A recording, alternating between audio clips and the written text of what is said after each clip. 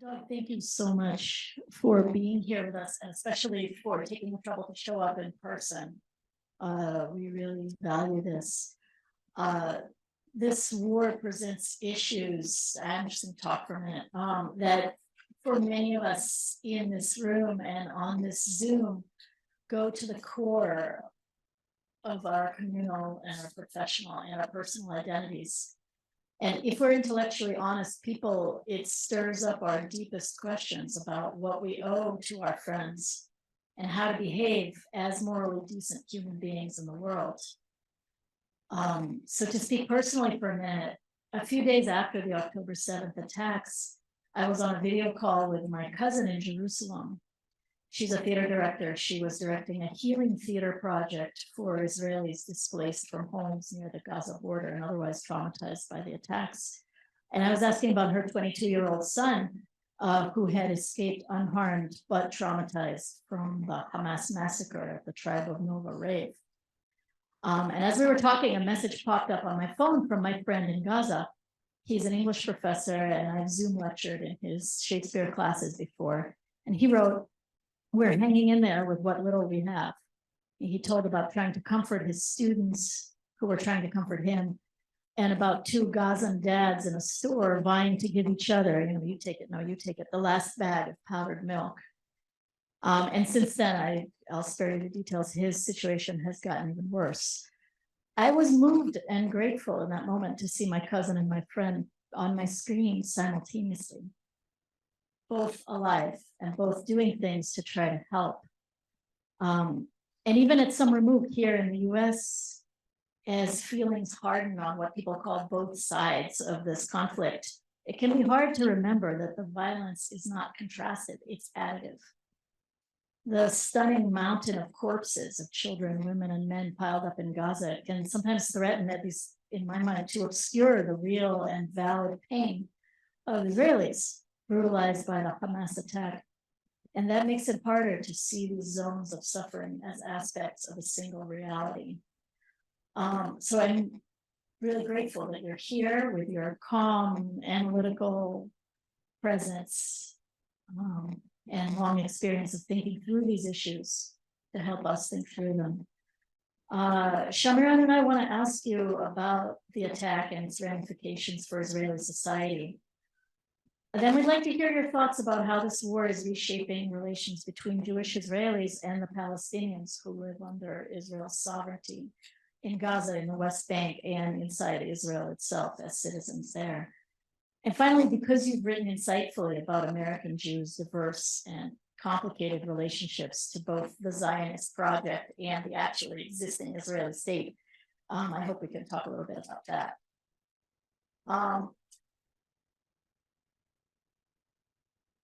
So first of all, who are the Israelis who lived near the Gaza border? Who are these people who are there for ideological reasons? I've heard Amir Tibon of Haaretz tell you he was marking the border with his feet. Or are they underprivileged, non-Ashkenazi immigrant communities? Who are these people? A coherent community?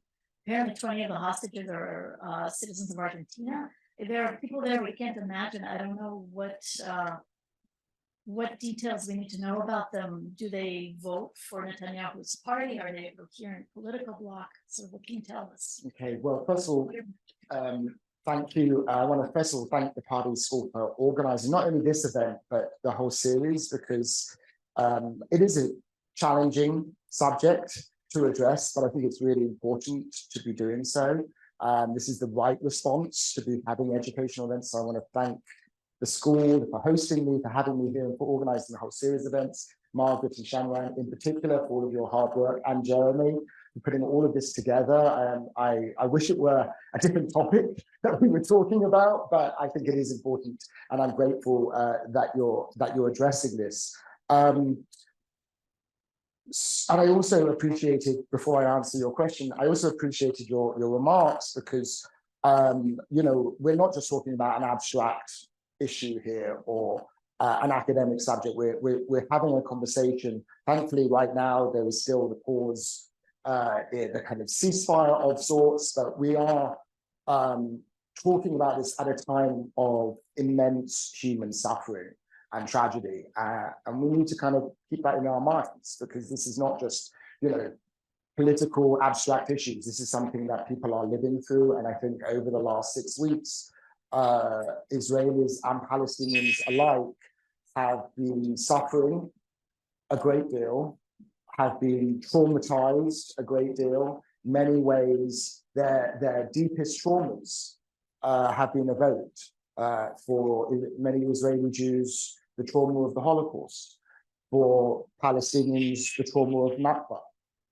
And so, I think it's really important, and we talk about this analytically, as we will do, but also to kind of foreground that empathy and compassion, and to recognize that it isn't a zero-sum approach of, we can think about and acknowledge the suffering and the killing of innocent people on both sides. And we don't have to kind of, I don't think we need to think that somehow if we can acknowledge one side suffering, that negates the other, or certainly not to engage in any sort of denial, which unfortunately we've seen happen over the last few weeks, particularly on social media. So all of that I want to say by preface, because I think that is important before we get into kind of the political and analytical discussion. Now to answer your question, broadly speaking, the communities who live in what Israelis refer to as the Gaza envelope, which is basically the area along Israel's southern border with the Gaza Strip, of course, and those Israelis who suffered the most on October the 7th, whose communities, many of whose communities were invaded and temporarily occupied. Something like 22 civilian communities were briefly captured, in some cases for over a day, before they were kind of liberated. There is, I think, broadly speaking, two different groups. There are the Israelis who lived in the kibbutzim along the southern border, and the Israelis who lived in the development towns, specifically Ofakim and Sderot, two development towns. They're called development towns because these were towns that were established in the 1950s to house new Jewish immigrants who had arrived from North Africa and other Middle Eastern countries, Mizrahi Jews. Traditionally, these were much poorer places than the more, developed, well-established cities inside Israel. And so on the one hand, you had specific, especially in Ofakim, but also in both of those towns, you had community people who were killed and taken hostage. And then you have a quite different demographic of people living in the kibbutzim. And traditionally, residents of the kibbutzim are more likely to be Ashkenazi rather than Mizrahi. In other words, to originally hail from Europe, more likely to be affluent, more likely to be high educated, and more dovish, more liberal, left-wing in their opinions. So you have slightly different communities. And each kibbutz has its own specific history as to when it was established. And sometimes, like the Argentinian Jews, they're often moved into one particular kibbutz. And so, generally speaking, those are the two communities. Do they form a coherent political bloc? No. Partly because, broadly speaking, I'm talking in broad generalizations here, but Ashkenazi Jews who tended to say to be more highly educated, more affluent, are typically left-wing. And so one of the striking things about many of the Israeli civilians who were either killed or abducted on October the 7th was that some of them were long-time peace activists. I mean, you probably heard about Vivian Silva, who's perhaps the best known, who was believed to be abducted. It turned out she was actually killed on October the 7th.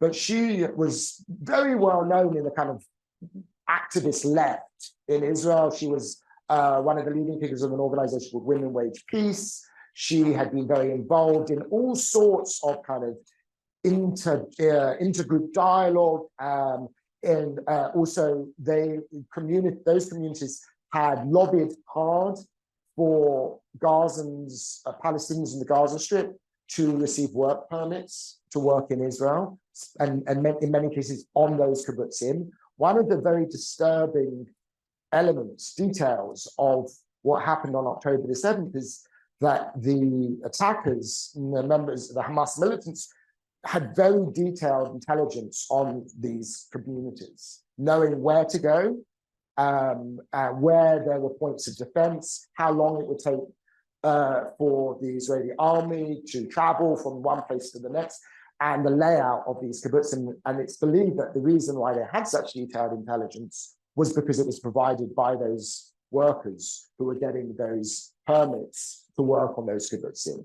And so this is one of the kind of tragic elements, is that many of the people, like a friend of mine, Amir Tabon, who lives with his young family on one of the kibbutzim, it's very hard for them to consider that these people, workers who they kind of had employed, had lobbied for them to have work permits, then were passing this intelligence information to Hamas, which was then used to murder their friends and family members. But even with all of the grief and loss that many members of the kibbutzim have lived with these past 6 weeks, in fact, that there are so many hostages,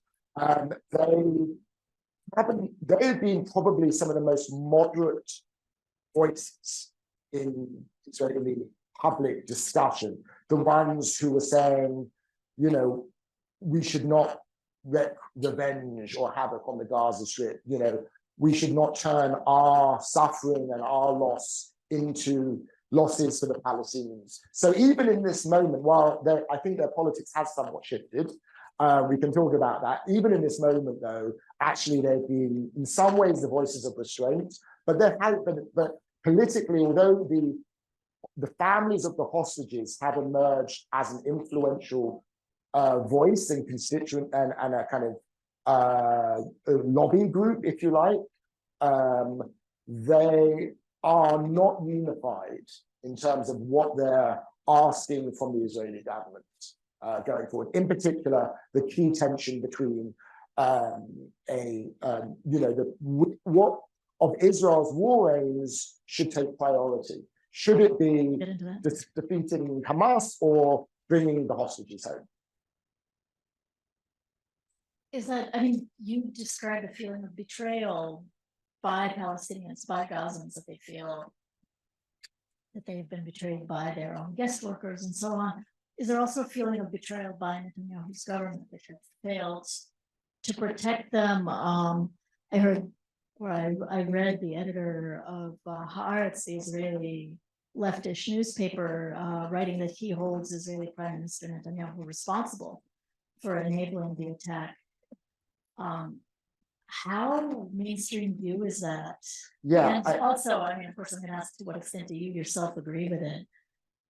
Yeah. So what is striking in this? Yes, I think some sense of betrayal maybe the Israelis in the south have felt toward the Gazan workers, but far and above there is the anger, rage that they feel toward Netanyahu and his government. Now, to be fair, given the composition I was talking about of their kibbutzim before, many Israelis, especially Haaretz writers, weren't fans of Netanyahu before.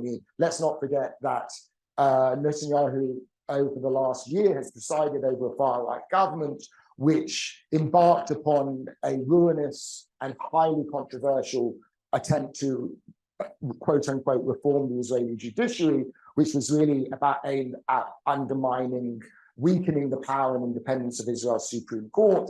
That was a hugely controversial undertaking, which led to deep divisions and many months of protest in Israel. So it wasn't like Netanyahu was particularly, held in high esteem before this. But the anger beyond Netanyahu, the sense that the whole state had failed in its most basic obligation, which is to provide security for the citizens, that there's that fundamental contract between the citizen and the state, and that had broken. That is, I think, felt deeply, not only, first and foremost, by the immediate victims of October. So let's not forget, because Israel is this relatively small country, small site, almost everybody is 1 degree removed. Everybody knows somebody who was victimized, who was killed or captured. I mean, it's striking. So everybody was affected. But there's a general sense that the state, not just this government, first and foremost, but the state itself failed.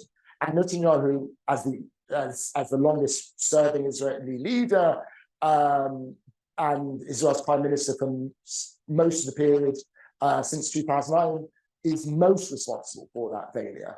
I think that perception is absolutely accurate, although I don't think he alone is responsible for the failure of the kind of strategic conception, if you like, that the Israeli security establishment had vis-a-vis Hamas, which was basically this policy that was adopted from strategy that was adopted from 2007 onwards, which after Hamas took over the Gaza Strip, of containment, essentially, and deterrence. That wasn't just Netanyahu, that was Olmert, who was the first prime minister at the time, and then Prime Minister Naftali Bennett and Lapid. This was actually successive Israeli governments who adopted this policy, this strategy of containment and deterrence. Netanyahu was one, but he wasn't the only one, and that was a widespread view. So the strategic failure that happened, that led to October the 7th, is not solely Netanyahu's.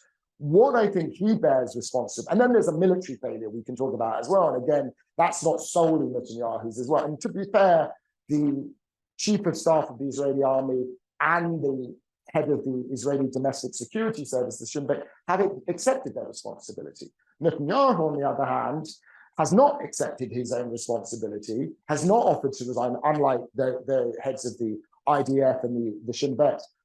Where Netanyahu is, I think, it bears responsibility, not only, as I said, for the fact that he supported this judicial overhaul.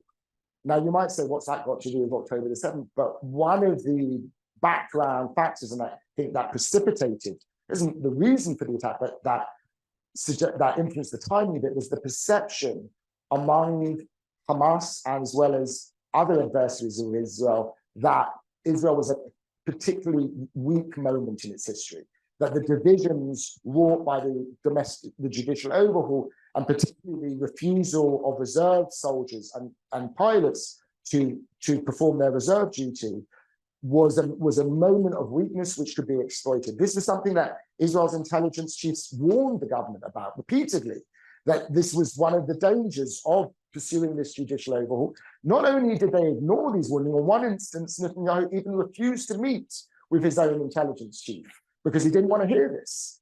And they just dismissed it as like leftists who opposed to judicial overhaul. So that's one thing. Then, of course, is the fact that he brought in these far-right extremist ministers whose actions in the West Bank and in the Al-Aqsa, or in Jerusalem and in the Al-Aqsa compound, which is kind of ground zero for any sort of disturbance, that contributed as well to creating the context within which the attack happened, and has exacerbated it since. And then more broadly, not just in his most recent government, but Netanyahu was the apostle, if you like, of conflict management, of the idea that the conflict with the Palestinians could not be resolved, but could be contained at a relatively manageable low level for Israel, that the cost was manageable, and that you could essentially maintain this indefinitely. And he sold Israelis on this for many years, that, there's no partner on the other side. We don't need to do anything about this. We just can maintain this conflict. And finally, not only is conflict management possible, but that Israel could also have the benefits of a diplomatic an economic relationship with the Arab world while basically completely ignoring and sidelining the Palestinians. And all of those conceptions, all of those ideas that he, more than anybody, has been promoting for years, that the conflict could be managed, that the Arab world had basically forgotten about the Palestinians and given up on the issue, that, you know, Israel could like continue to expand settlements with no real blowback, that bringing in the far right wasn't a great risk, that the judicial overhauls, all of these things have been exposed to be, you know, delusions. And so he does there a great deal of response. I think this will be October the 7th is the indelible stain. I mean, personally, I think he's got many other things to answer for, but, you know, in terms of creating some of the toxic divisions and polarization in Israeli society, he really, you know, plays upon these divisions. But more than anything else, he bears responsibility for what was and will be remembered as the single worst day in Israel's history, the worst attack in Israel's history in a single day, the worst terrorist attack, the worst day for Israeli civilians, and he was Mr. Security, and so that will be the permanent stain on his record. And I think when this war is over, there will be a reckoning with him, because Israelis. What's striking about in this, it's not just the Israelis on there. If you look at the survey data, and it's even among the Quds supporters, even among his own base, who have stood with him through, you know, 3 trials for corruption and everything else. Even on the right, they hold him responsible, and so I don't see there's a way for him to. I mean, I'm always wary about saying that because he's the great survivor, but I can't imagine how he could possibly come back from this. Does that failed strategy that you were talking about include tacitly supporting Hamas to weaken the Palestinian Authority? Absolutely. Thank you for bringing this up, because this is the one I think. Yeah, I mean, not only did his approach, you know, wasn't just, as I said, containment of Hamas, which you can understand. You know, the general strategy is we don't want to invade and reoccupy the Gaza Strip, so all we can do is contain and deter. You know, like US strategy of containment during the Cold War vis-a-vis the Soviet Union. That's, I can understand why they adopted that strategy, even though it came at a massive cost to Palestinian civilians in the Gaza Strip, first and foremost, but also to Israeli citizens living in the south who had to live under constant threat of rocket attack for years. But not only did he do that, he actually bolstered the Hamas and undermined its more moderate rival. And I'll just give you one example. In 2011, he was the prime minister who agreed to exchange well over 1,000 Israelis, Palestinian prisoners, for the release of a single Israeli soldier, Gilad Shalit. And he did that. There's partly, I suspect, for his own domestic political reasons. This was, you may recall, in 2007, there was a very big protest movement in Israel about the cost of living in Israel that had gone on for months. They had kind of erected tents across city squares. And so the Shalit deal, which was, you know, Gilad Shalit was captured in 2006. So 5 years in captivity in the Gaza Strip he became. If you went to Israel between 2006 and 2011, you'd see his picture everywhere. He was, you know, it was a big cause. Netanyahu agreed to that exchange. Over 1,000 prisoners, including one of those prisoners, Yahya Sinwar, who is the head of Hamas and the mastermind of October 7th. And he agreed to that. And in many ways, that incentivized. That said, I mean, you know, if you want to release Palestinian prisoners, right, capture Israeli soldiers or take Israeli hostages, don't be the Palestinian Authority, because you're not going to get anything from us. So in a sense, he set up a situation where Hamas was rewarded. It was rewarded for capturing Shalit. It was rewarded every time Netanyahu agreed to Qatar providing funding for Hamas, while the Palestinian Authority in the West Bank, the more moderate, run by Hamas's rival, he sidelined and undermined. And this was all part of his long-term strategy to prevent the establishment of a Palestinian state. And Hamas rule in the Gaza Strip was the single best argument Netanyahu could have against Palestinian statehood. He could say, there's no one to talk to. Look at Hamas. And how can we talk to the Palestinian Authority? They don't even have a single, a single government. So he did everything to sustain the separation of the Palestinians between the West Bank and Gaza, and to deepen the fragmentation and to bolster Hamas. And so, and this isn't my interpretation. He's admitted this. He said this publicly. He said, if you want to oppose a Palestinian state, you should be supporting Hamas. And I'm just paraphrasing, that's basically what he told a meeting of Likud party members. I think it was in like 2010. So yes, I think he's going to come up with every excuse possible. Right now, he's blaming the IDF. But yeah, I think, responsibility more than anybody else rests with him. So, okay, now they're doing this war.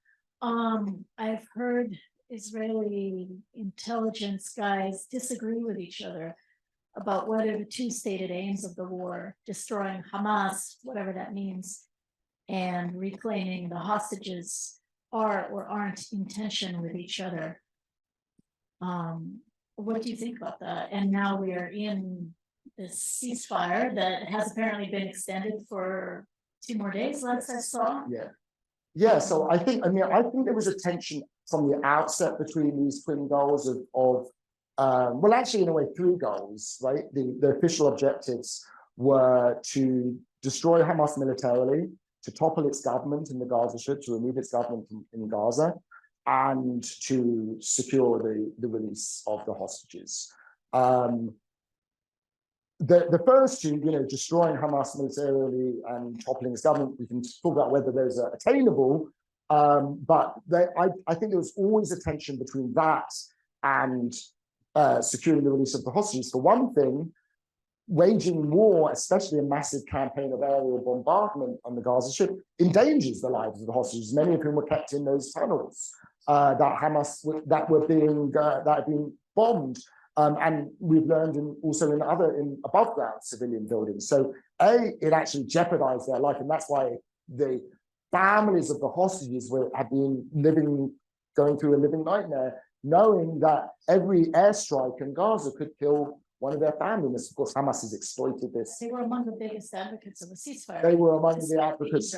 Yeah. And so there's a tension. There was always a tension, because the only way really you can get the hostages released, you're not really going to be able to rescue them. I mean, yes, there was that one soldier who was rescued, but for the most part, they were kept in the underground tunnels. These tunnels are not just like a single tunnel. We're talking of, the Israelis term it the Gaza metro, right? The metro system. It's like 360 miles of tunnels. A very elaborate system, and when they're not narrow little tunnels, there's electricity,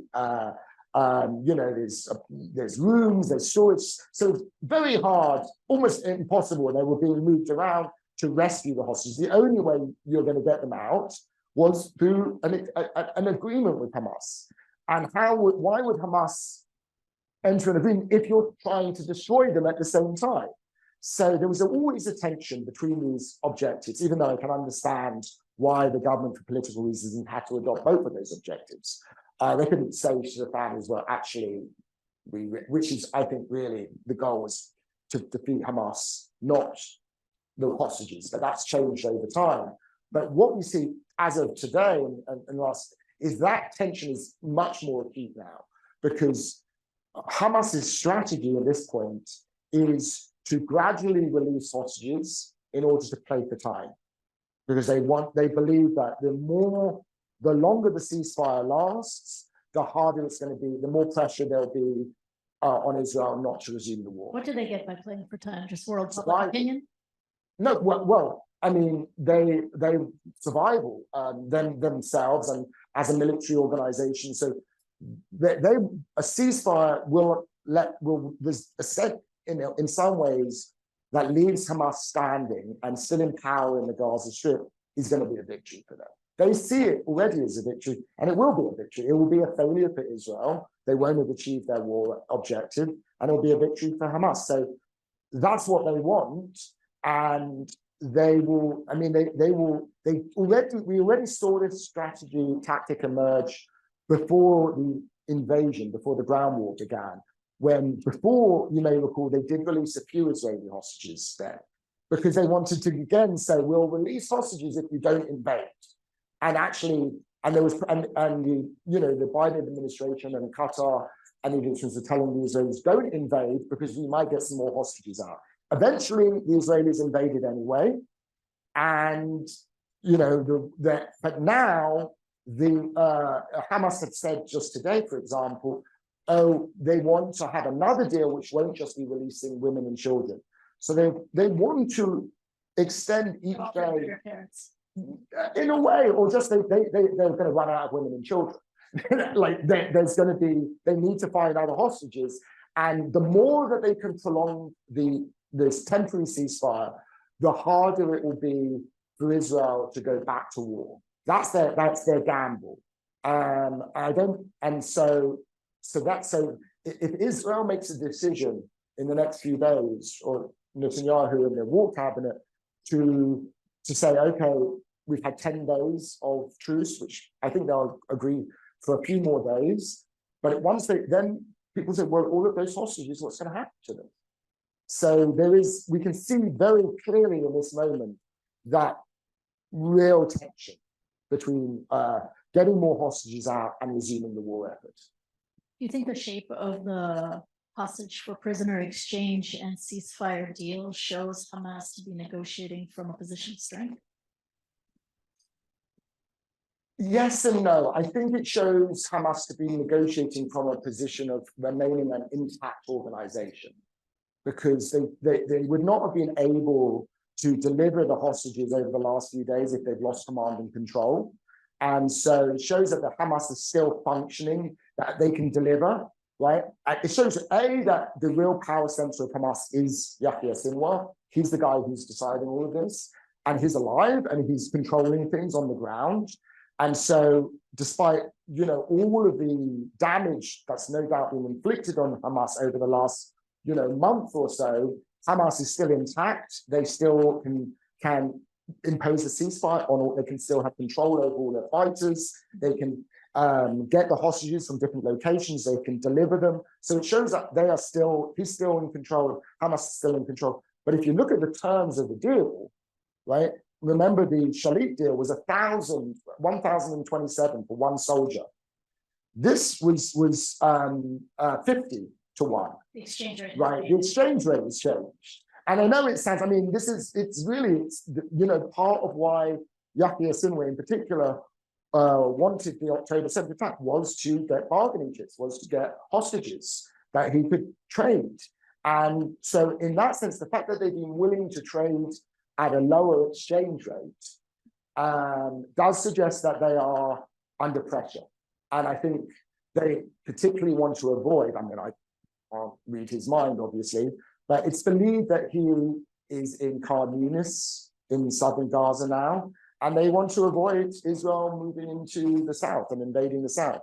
And he's very astute. They know that international pressure on the Biden administration is growing.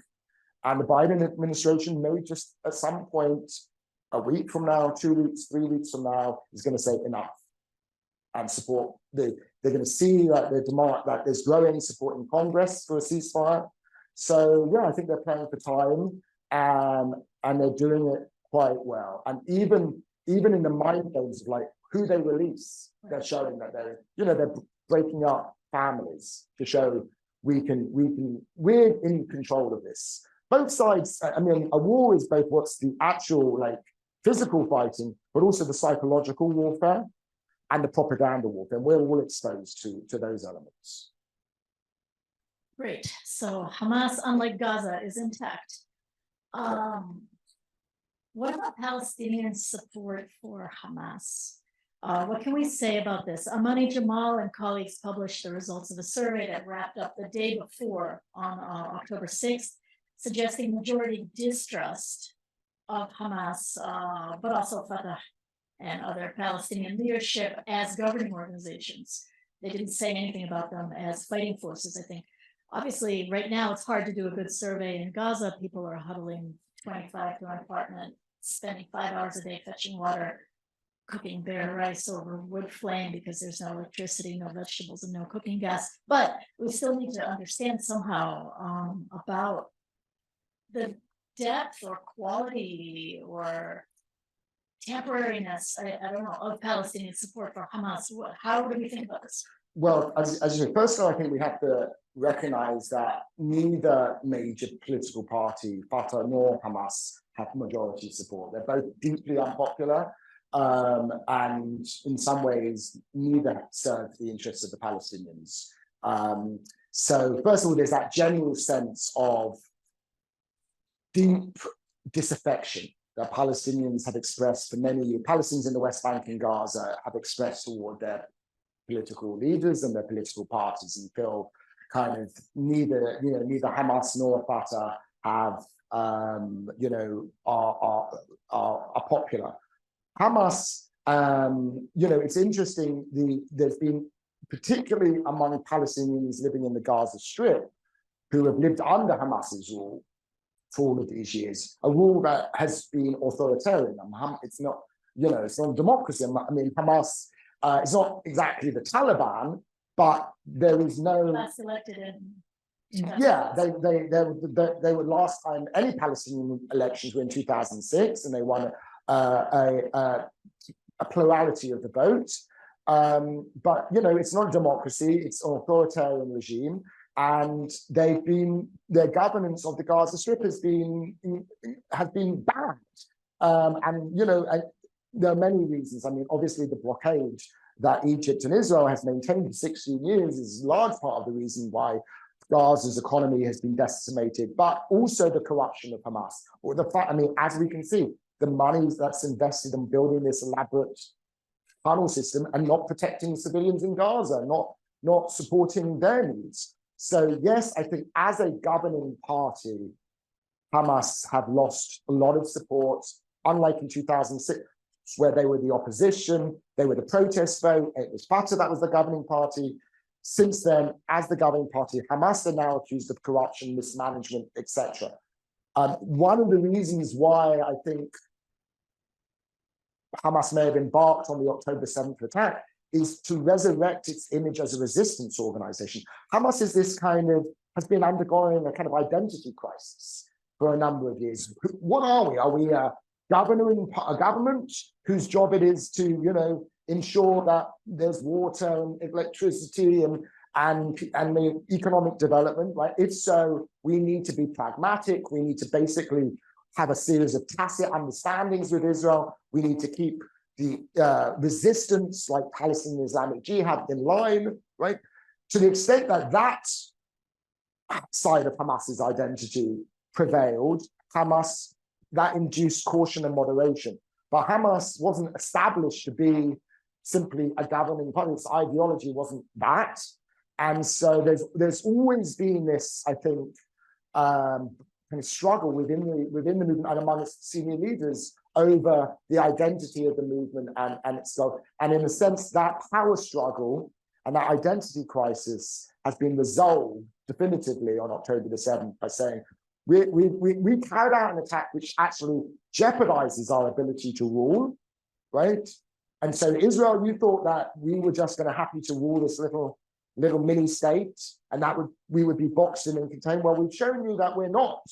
We jeopardize our rule. We'll sacrifice it in the interest of our true identity as a resistance organization.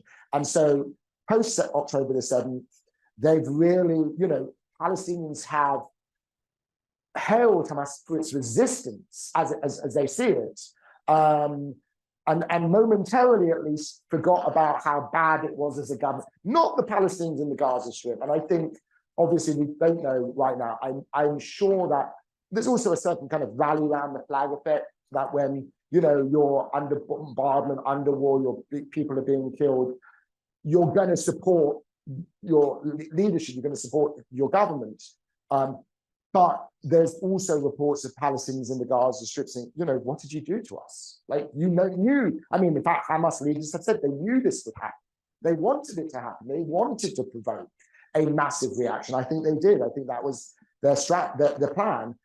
And that meant provoking a massive destruction of the Gaza Strip and the suffering of Gazans. And so in time, maybe there'll be a reckoning, just as there'll be a reckoning of Israelis with the Israeli government and its responsibilities. Maybe Palestinians will also have a reckoning with Hamas for the destruction that has been wrought on Gaza as a result of October 7th. Can you talk very, very quickly, but we need to talk about this, about Palestinian citizens of Israel? There were Arab Israelis, dozens of them, who died, others who were wounded on October 7th. But the attack has widely been couched in Jewish terms as the deadliest day for Jews since the Holocaust. Even President Biden has used that line. And now, how are Palestinian citizens of Israel getting through the current conflict? Is there just rage and frustration at, suspicion from their neighbors and threat of bombs from Lebanon or Gaza, or is there more? Is there something that will have consequences? Yeah, so first of all, I think it is important to recognize that it wasn't just Jewish Israelis who were killed on October the 7th. That's when I was describing it, you said Israelis, not Jews murdered. For a number of reasons, but the fact is that there were non-Jewish victims, and not just Arab citizens of Israel, Palestinian citizens of Israel, but also Thai workers, Filipino. It was not just an attack against Jews. It was, and in some cases, people who actually said, "I'm a Palestinian, I'm Muslim," and were killed. So I think there's a number of things. There was the fact that a number of Arab citizens, I say Arab citizens because not all Arab citizens of Israel identify as Palestinian. So we've got different communities within that, right? There are Bedouin, and many might identify, and that increasingly do identify as Palestinian. Druze don't. And then Palestinian Christians, you've got different groups, so it's hard to make generalizations. But yes, they were victims on October the 7th. Since then, many Druze in particular, some Druze soldiers, Druze actually volunteer for military service, not just perform it as in compulsory military service, but in a kind of career in the IDF at much higher rates than Jewish Israelis. Right, interestingly. So a number of Druze soldiers have been killed. And you've had leading Arab politicians, pretty much every Arab politician, the leaders, Mansour Abbas or Ayman Odeh, Ahmed Tibi, the leading Arab politicians have been unequivocal in condemning the attacks on October the 7th. Not that, and these are, Palestinians. They identify as Palestinians. They support the Palestinian national cause. They're Palestinian nationalists, but they condemn October the 7th. And in case of Mansour Abbas, who's from the Islamic movement, which is another offshoot of the Muslim Brotherhood, as is Hamas. So he's also condemned it as un-Islamic. And so it's a violation of Islamic values. So they've been very clear, and I think that's been very important. At the same time, and there's been a survey that came out a few weeks ago that showed the identification of Arab citizens of Israel as Israelis with the state has increased something like 20 percentage points. So it actually has on some level brought about more identification with Israel. That doesn't mean to say they cease to be Palestinians. But it means that they increasingly identify, there's a sense of kind of shared fate, if you like, and anger that Hamas would kill Muslims and Palestinians. But at the same time, there's also been a wave of repression, which is not surprising given who's in the Israeli government, and particularly the peace minister, Itamar Ben-Gvir, who anyway, well before October the 7th, sees Israel's Palestinian minority as basically a fifth column within Israel, and has really, came to power on the backs of kind of anti-Arab racism and calling for Arabs to be put in their place, essentially. It's really his his kind of racist approach. And since October the 7th, he and the Israeli piece has really stepped up their arrests of, even for things, social media posts. So it's a complex situation. There's real fear now that's why we don't see protests taking place against the war in Arab communities, because they're fearful that the police might shoot them, basically. And the police, and Ben Gvir is the minister. And so there's a real fear of repression. I fear that one of the many costs of this war, if it goes on for a long time, as long as the Israelis might like, will be further democratic backsliding in Israel. That we've already seen that democratic backsliding, and that will be not just toward Arab citizens of Israel, but also towards left-wing dissent. And so that's one of the risks of a prolonged war. But it is complicated because there's actually more identification with Israel today. There's now a proposal in the Knesset to amend the nation-state law, the law that was passed in 2018, which basically said only Jews had self-determination in Israel, and Israel is basically a state for Jews. And it didn't even mention the fact that there's a national minority living in Israel, Palestinians. Because of the number of Jews who have been killed, and because of the stories of heroism of the Bedouin in particular, who in these communities who were killed, in some cases trying to rescue the consecrated, the people at that rave, they were driven there by coach drivers who kind of tried to rescue some of them and were killed. Though that has really made many Israeli Jews on the center and even on the right, there's been something like a 15 or 20% increase of support for amending the nation-state law. That's the opposite of democratic backsliding, just to clarify. Well, that would be in advance to say that Israel, out of illiberal democracy, absolutely, into. But this is just public opinion, and this government is not going to do it. But let's be clear: this government has no interest in doing that. It would collapse because the far right would definitely not support that. But it does show that where that increase of support among Jewish Israelis for amending the nation state, or what they want is an amendment to say that basically to guarantee equality of all citizens.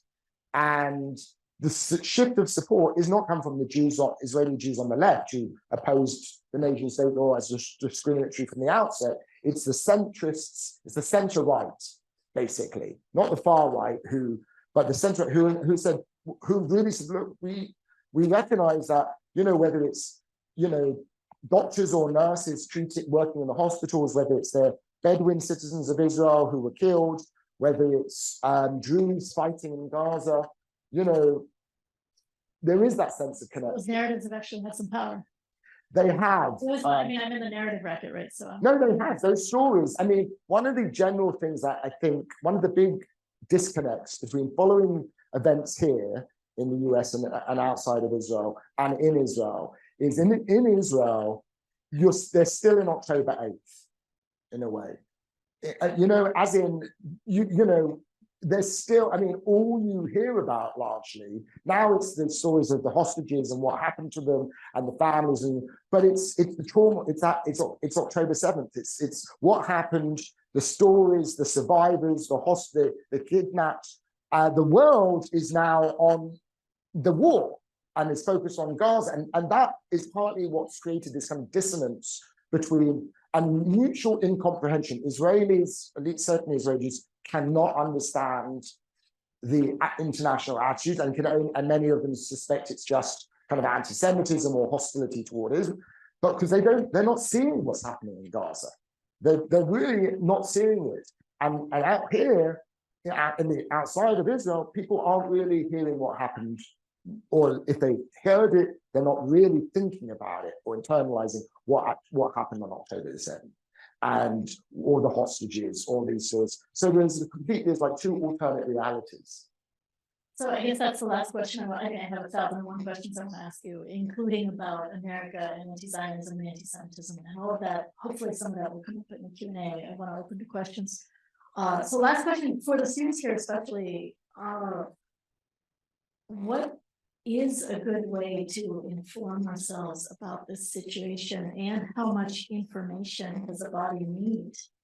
And, you know, we're getting full of people who are trying to take breaks from social media. Yeah, so I guess I would start by saying what's a bad way of, you know, is solely relying upon social media, solely relying upon, you know, whether it's like, I don't know, TikTok or Instagram, or, you know, I mean, I use Twitter. It's very helpful, especially because I can follow Palestinians in Gaza and the West Bank and other places. Sometimes, you know, the kind of mainstream news don't necessarily give you those voices and those narratives, and so it's very useful to follow those accounts. So you can, and also it's just much more instantaneous, so you can get it well before it's reported in and sometimes it's not even reported in the news. So it is useful to use social media in that way, but to solely rely upon it, because the problem with social media is, first of all, that we're in these kind of silos. You are only exposed, the algorithms are going to expose you to things you already agree with.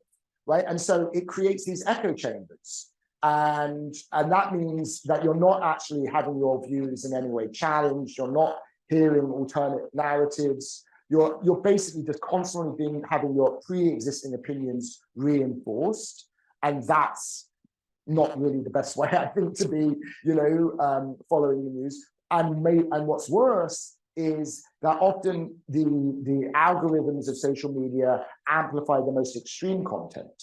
So you're also being exposed to the most extreme voices, the most extreme opinions, and that creates a polarization. So it's not just it relying upon social media is a kind of reinforces your existing views, but it actually polarizes you as well. So what's better?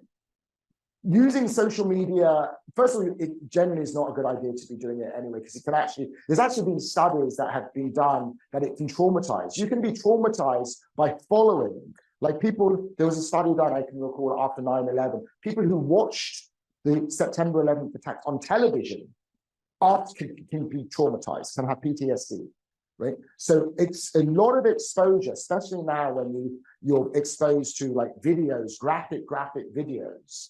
I was following this at the time. I mean, I'm somebody who, you know, consumes this all the time, but I had to stop looking at the ditch because first of all, it made it hard to be analytical because you're just having these very strong emotional reactions. And I was having nightmares. And so you need to moderate that because actually it's really not good for you. At the same time, not saying like, oh, okay, I'm going to walk away. No, we do need to pay attention to what's happening. So I mean, unfortunately, this is true with following anything in the world. You need to have multiple sources. You need to be able to be critical consumers. So don't just rely upon a single news source. I mean, you know, ideally you can follow sources from the region as well as international media. You can, you know, it is more time consuming, but relying upon a single news source, let alone relying upon social media, is really, I think, part of the problem. And one of the reasons why I think the reactions around the world, the reverberations of this war have been so extreme, isn't just because it is true, the violence itself is extreme, but also because this war, more than any, has been mediated through social media. And that, I think, is creating these outrage on different sides. I follow on both, and I'm like, it's like it's against alternate realities. If you follow the you know, it's just one side, you obviously, everybody's supporting Hamas, all of these protesters are just pro-Hamas, you know, they think October the 7th is fine, they justify. And on the other side, all you'll hear about is genocide in Gaza, right? These extreme, like it's Hamas or genocide. And that creates a very, and how can we have even a conversation between, oh, if you're critical, you're pro-terror, and if you're otherwise you're pro-genocide. What are the possibilities then for dialogue if those are the two options? I think most people are not in either of those positions. But if you follow on social media, that's what you start to get the impression. Thank you so much. I'll follow up with one more question, and then we'll open up the Q&A to the audience. And then we've got 2 questions online, actually 3 now. Given the work that you've done, Dov, on understanding both Jewish American perceptions of Israel and kind of American-Israeli politics in general, how significant are U.S. partisan politics to what happens to Israel and the occupied Palestinian territories? And then how do you consider the divisions over Palestinian rights within the Democratic Party? And kind of tagging that along with how do you help us understand these dynamics within the context of the parallel processes of anti-Semitism and increasing anti-Palestinian kind of Islamophobic attacks.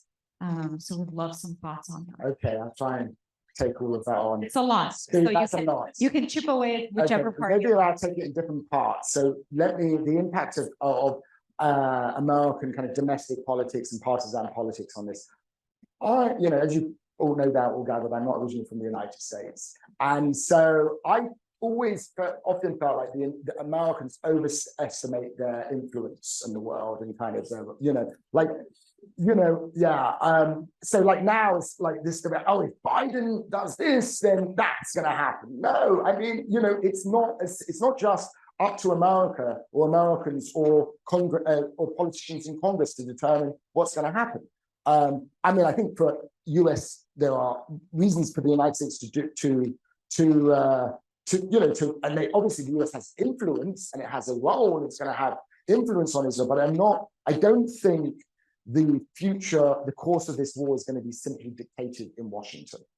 And it's not going to be dictated by Democrats in Congress or Republicans in Congress. That said, it does have a role because, as I said, I think there is a clock that is ticking on the war. I don't think the Israeli government are really hearing that ticking that much because they're in October 8th. But there is a clock ticking, which is how much international support and particularly American support there will be. And one of the considerations that the Biden administration is going to have, but not that important, is the hemorrhaging of support in Congress among Democrats, with obviously an election coming up. And so that you do see a gradual increase. It's still only a minority of Democrats in Congress calling for a ceasefire, but that is obviously something that the Biden administration are aware of. That's not going to be the factor, right? It's not going to be like, oh, if Elizabeth Warren comes out and says ceasefire, that's it. No, I mean, there's like many other they're looking at other countries. They're looking at Saudi Arabia and Jordan and Egypt. All of these, and as I say, even if they decide to call for a ceasefire, it's not clear to me by any means that the Netanyahu government would heed that call. I think they wouldn't. And therefore, that's probably the main reason why the Biden administration won't call it. Because if they say ceasefire and Netanyahu says no, then what? And as I say, overwhelmingly, there's a very strong consensus in Israel from left to right that the war needs to continue until Hamas is defeated. That's the consensus. Whether it's wrong or not, but that's the imperative that the government in Israel face. So I don't think it's that important. I do think over the long term, it's mostly important for the US and its reputation and its relations with other countries, because America is damaging the United States' reputation, especially first and foremost in the Middle East, and its relationship with US allies in the region. In the very long run, I do think there is a shift happening in American politics. Clearly, the bipartisan pro-Israel consensus is fraying and eroding.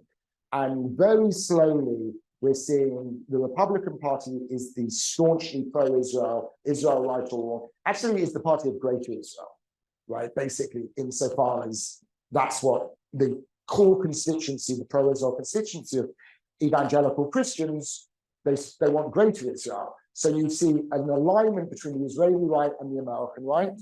And the Democrats are gradually, and this is partly generational, obviously Biden represents an older generation of Democrats, it's gradually moving in, but it's not anti-Israel as Republicans like to contend, or it's not even just Palestinian right. It's basically a view that you can criticize Israel while being pro-Israel. You don't have to unconditionally support a far-right Israeli government in its annexationist aspirations. That is very slowly happening. Unfortunately, I think unfortunately, the timeline of American political change on this is slow. What's happening on the ground in the West Bank is not happening at American time. So by the time that the Democrats will decide, right now we've had enough, there won't, much of it will be it's effectively annexed. So I think there's, I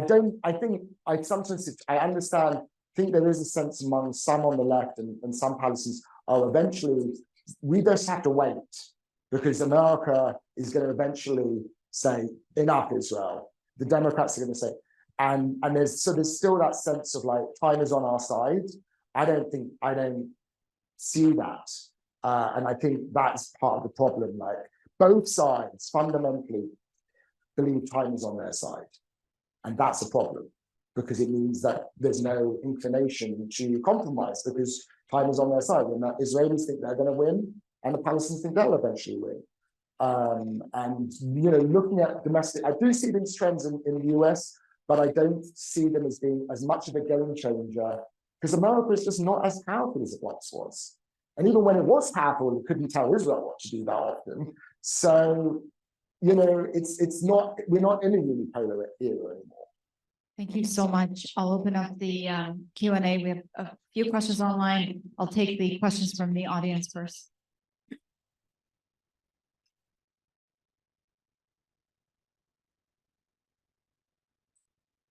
Thomas for the Pardee School. I'm sorry, I'm jumping in front of the more worthy students. I'll keep it short. Professor Waxman, I hope you can give me some hope because we had some discussions here already, but were a little bit disturbing. And so we're heading back for a two-state type of negotiations. And the great tragedy of the two-state negotiations in the past can be summed up with one phrase: it takes two to tango. As you demonstrated, we haven't had leadership recently in the last decade on the Israeli side. And at the same time, if you talk to the Israelis, we often hear that there hasn't been the leadership on the Arab side, on the Palestinian side. Now, if we don't have two, I don't know what the odds are that we are going to have good leadership coming, or leadership that's going to negotiate faithfully for two-state on the Israeli side. That may be iffy, but if we don't get it on the Palestinian side, we're going to be sure that this is not going to go anyplace.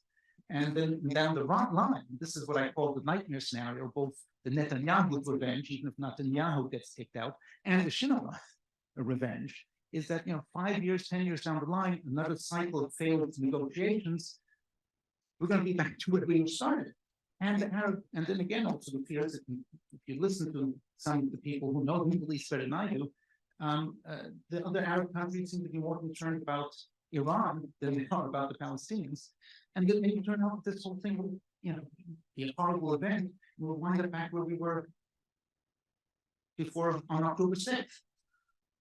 So I'm rarely going to provide a slightly more optimistic take, but I actually do have a slightly more. I mean, first of all, I don't think we'll win. I think I think the events October 7th and the past 5 weeks are a game changer. I don't think we will go. I mean, we will not go back to the status quo ante. It may be worse, right? It may be like we might look back on the status quo and go, oh, that was bad, but it's not as bad as this. But I don't think we'll go back. I don't think it will be. It's true. The events that are taking place are really of profound significance for the future of the country. I mean, what we've been living through these last, 6 weeks or so is the worst period in the history of the conflict since at least 1948.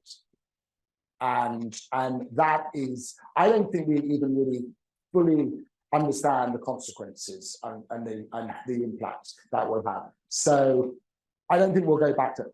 But I think there was actually a way in which that status quo, that deadlock that persisted for so long of, a successive right-wing governments in Israel that had basically no interest in pursuing a peace agreement or the establishment of a Palestinian state, weak unrepresentative, corrupt leadership in Ramallah that had no ability to do that. You know, Hamas and the Gaza, that situation which has prevailed since 2006, right? That's gone. What could happen out of this is the emergence of new, more legitimate representative leadership in Ramallah and in Jerusalem, in particular. You do need also to have, you need at least 3 political things. Washington is also important as well. But there is a possibility, as I said, first of all, the right, the Israeli right and the Likud in particular, the current opinion polls show that they have lost massively their support. And if there was an election today, of course there won't be, but if there was, you would have, they would be turfed out and you'd have a very strong centre-left government. With the change in perception of Arab citizens of Israel that I mentioned as well, there is a possibility, and it was already emerging during the protests over the judicial overhauls. People were saying, Israeli Jews were saying, yeah, maybe there's a connection to the occupation and the attempt to use the Supreme Court. They were beginning to see that. So there is, I think, a possibility of a new center majority emerging in Israeli politics, in a way that the 1973 war led to the defeat of the Labour Party and brought the Likud into power. The October 7 could be that for the Likud. The far right will stay with their small minority, but they right. So I think you could get a government who's more committed, not necessarily to negotiations, but maybe to a unilateral withdrawal. That's something, but all the news, not negotiation. I don't think there should be negotiation. I think there should just be, this is it. This is what a solution should be, and put it on the table. And that could create a change. If you have basically the Arab League initiative, the Saudi, full recognition, not just with Saudi Arabia, but all the Arab states in return for Palestinian state, West Bank, Gaza, East Jerusalem, etc. What's been on the table in some ways for a very long time. So that is possible in a way, precisely because Israelis realized that Netanyahu sold them a bill of goods for all of these years. And on the Palestinian side, Abbas is 88. Anyway, his days in office are numbered. As long, the one positive that can come up, as long as you had a fragmented Palestinian leadership and Hamas with an army in Gaza, you had no prospect for an agreement. If you have a unified Palestinian government, if you have a unification and a representative government led by a younger generation of Palestinian leaders, it's possible that they would be in the position then, and there is a need. I mean, who's going to rule the Gaza Strip? It will be somehow maybe some sort of reconfigured, revitalized Palestinian authority. If you have elections, there is a way in which this could turn out to be actually to create the circumstances with the Saudis and other, because yes, maybe they care more about, they're more worried about Iran, but they see how their public feels. Anybody who says the Arab world has forgotten about the Palestinians has been shown to not know what the hell they're talking about, basically. So Arab states recognize that this is still the issue that can destabilize them, destabilize the region, deter foreign investment, all of, allow Iran to benefit. So actually, I think I wouldn't go as far as to say I'm hopeful, but I think there's more possibility today for, if you have bold American leadership and really saying, we're going to do this, and maybe even through the Security Council, and really be willing to apply pressure, that maybe something actually creates more possibility than there was, because things before were completely deadlocked. Thank you so much, Dov. We're going to take a couple of more questions. We're going to take them all together, and there's a couple of online questions I want to get to, and we've only got a few minutes left. So, any other questions from the audience? Gideon, and then I'll pass it on. If there's no one else, I'll get to online questions. Okay. Hi, Professor Waxman. Keep it short. Yeah. Yep, cool. So I want to link this into the previous talks we had, where there's some discussion of the questions of ethnic cleansing and genocide. especially when it comes to mass displacement of Gazans from North Gaza, and also the fact that Bezalel Smotrich and Itamar Ben-Gvir are both in the cabinet.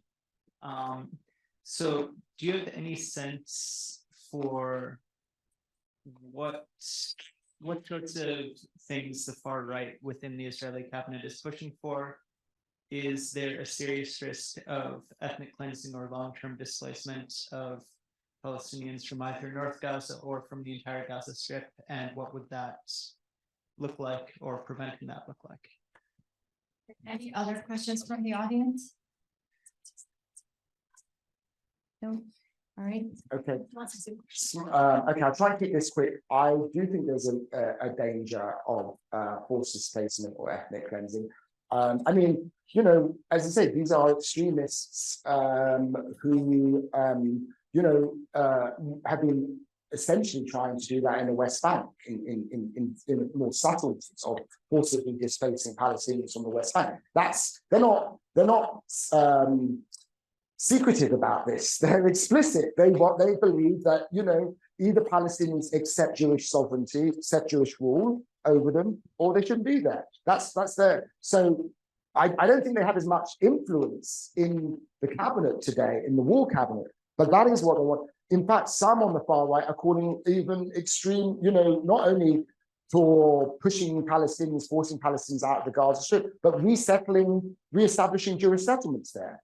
So there's definitely a wing of the Israeli who have influence, and this is what Netanyahu's empowered them, who what they would like would be, you know, yes, essentially to forcibly displace Palestinians and to maybe reestablish settlements. They are not in this moment in the positions of policy making, decision making on the war.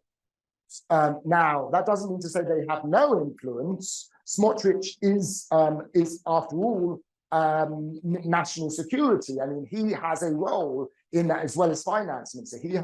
He has influence more so than Ben-Gvir. I do think, so I think it is a worry. And I don't think we should dismiss these concerns. I've warned that the risk of forced displacement. I don't think as much, although I don't dismiss the kind of genocidal language and rhetoric that we've heard from some, including from Netanyahu himself. I think we should take that seriously. But I think the risk of forced displacement is much greater than the risk of, say, genocide. But I also am somewhat reassured by the fact that the Biden administration, this is why I'd rather the Biden administration retain its influence than lose it. Because basically they've said to Israel, do not for a minute think you're going to expel Palestinians from the Gaza Strip. The Egyptians have been very clear on this. The last thing they want, I mean, you might say it's why they haven't accepted refugees, because they worry, you know, with this government, given the extremists in this government, that no, they're not going to open their border and allow Palestinians to flee, because they would worry, and I would worry, that they won't be allowed back. And so it's absolutely a fair concern. I think that the Biden administration, Egypt, Jordan, and others have maybe communicated this, but I still think, particularly if the fighting moves to the south, which is what the Israelis plan to do, there's a risk. Ultimately, you know, the greater risk, as I evaluate it, isn't deliberate forced displacement, as in, you know, there's an intent to just prevent Palestinians from returning to northern Gaza. It's not so much, but there's nothing to return to. They've destroyed, I mean, it's going to be decimated. There's most of 50% of their homes have been destroyed in Gaza already. So even if there's no policy of forced displacement, in other words, even if that's not the intention, right? The outcome is effectively that, because the level of destruction is so massive that it's basically uninhabitable in parts of northern Gaza. And if that happens in the south as well, then, you know, even if it's not the intention, the outcome is to make it impossible. So what's the future for Palestinians in Gaza? Egypt's not going to let them into the outside, because for its own reasons and the fear that it would be permanent. And so this is one of the dangers, one of the risks, one of the costs of this, that in decisions made to target Hamas, it's going to have long-term massive damage on Gaza. That's going to be maybe Israel seems to hope somehow that, you know, the Arab world or the Saudis will like write a check and just say, yeah, but I don't see that, especially the way in which they're conducting the war. They were conducting the war in a way that wasn't going to be so upsetting. I'm understating it. Then maybe the Saudis and others would agree to like come in, but increasingly there's views like, no, you broke it. It's going to be your mess to make up. And that's why I think there's a real danger that Israel will find itself in a long-running occupation, not by choice, but because there's nothing else, and a kind of basically a long-running insurgency from Hamas as an underground organization. Thank you so much, Dov. There's a couple of online questions. I'm not going to go through them all because I think some you've touched tangentially or indirectly. One is from Noam Karlinski. Says, thank you. Can you please reflect on the impact of the war on, one, the trouble in the tribe, B, the rise of anti-Semitism, and related to that, the complicated relationship between anti-Israeli and anti-Semitism? And we kind of squared, you know, how we disentangle those. We've got, is it okay if I allocate? Minutes, No, about 30 seconds, and then I'll move on to another online question. Okay. Yeah, I mean, I'm actually working, so on the kind of anti-Zionism, anti-Semitism, this is the subject of the book I'm writing at the moment, so maybe I'll come back and talk about, you know, there's clearly a very disturbing spike in anti-Semitic incidents that have been happening in the US and around the world, as well as racist incidents against Palestinians, just like yesterday in Vermont. So that's clearly disturbing. There was already a rise before this conflict, and I think one of the consequences of this is, as many American Jews have been really alarmed, understandably alarmed, and really disturbed by some of the reactions on the left, and even on, you know, what they've seen as the failure to condemn October the 7th, the equivocation about it, sometimes the celebration of it, that what's happening in some sense is there's been, as over the last many years, but especially over the last year, more and more American Jews becoming openly critical of the Israeli government, and then growing space for dissent. I wrote about this in my book, that gradually the space for dissent was growing. The consequence of this war, and it always happens with wars, it's not just, is a narrowing of the space for dissent. And now, you know, it's happening within Israel, and it's happening within the American Jewish community, that people, you know, and part of that is because what American Jews have experienced in this was also traumatic in terms of evoking the trauma of the Holocaust, and the, you know, and as many of them were personally touched because of the connections with people in Israel, but also the sense of Israel being vulnerable. For many years, there was a sense of Israel strong.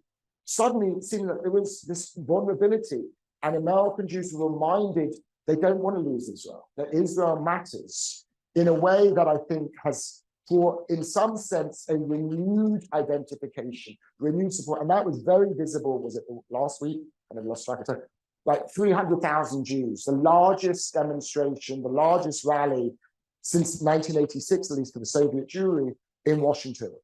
And that wasn't just support for the war or anything. That was a demonstration of opposition to anti-Semitism and a identification with Israel, not with the Netanyahu, who's deeply unpopular among American Jews.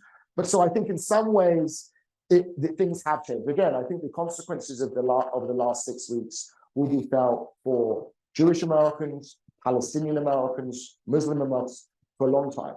And that's what troubles me, apart from what's actually happening in Israel and Gaza, is the impact it's having, the spillover it's having on Jews, Muslims, Palestinians around the world.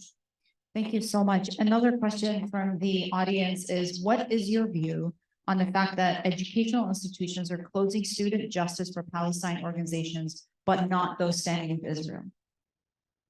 Well, let me just take on the closing. I don't think SJP, I don't think they should be closed shut. I know Brandeis just did this. I know, obviously, Brandeis is a private university, so it doesn't have to uphold the First Amendment in the way that public universities do. But I think that within the terms, and this is my view, it's freedom of association, freedom of speech includes freedom of association. Students, I think, have a right to express themselves, whether it's on camp in protest or to join a group like SJP. I do think some of the protests and tactics, I don't agree with SJP's protests and tactics necessarily. I think when it comes to like a chant like globalize the intifada, that can be construed as threatening. So I distinguish between that and say from the river to the sea, which I think is not necessarily a form of harassment. I don't think that is different. But in broad terms, I don't support the censorship of political speech on campus, or for that matter, off campus. I think the response, if we're troubled by these things, as I am troubled, certainly by the condoning of some, not all SJP chapters, but some kind of celebrated October the 7th and terrorism and the most, but heinous crimes against humanity. Truly shocking that people would equate that with resistance and confuse the two things. But I think the response to that is not to attack students, dox them, harass them, or close down their organizations, but to engage in education. This is what we're here for. Thank you so much. I think, do we have time to take one more question, or should we close it? There was a plea from the audience to go a little over because we started a little late. For the Zoom audience. From the Zoom audience. So I'll field one more question, Dov, if that's okay. The question is from Kylie Cranes. Do you consider U.S.-Saudi negotiations about the recognition of Israel's statehood prior to October 7th as a catalyst for Hamas's timing with the attack? I consider it to be a proximate cause, but not the cause, which is to say that the timing of this was influenced. This attack was at least 2 years in the planning. So it's clearly preceded the planning of this, the idea for it, the conception of it, well before the attempts to reach a normalization agreement between Israel and Saudi Arabia. But I think the timing of it was definitely, so there's a proximate cause, yes, but not the underlying cause. Wonderful. Thank you so much.